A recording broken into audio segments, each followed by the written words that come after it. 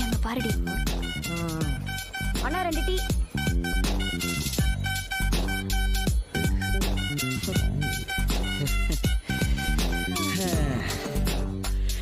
இப்பெல்லாம் பொண்ணுங்க பசங்களோட உண்மையான காதலை புரிஞ்சுக்கிறதே இல்ல.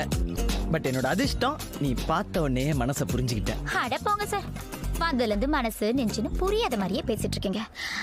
எனக்கு புரிஞ்சதெல்லாம் ஒன்னே ஒண்ணுதான்,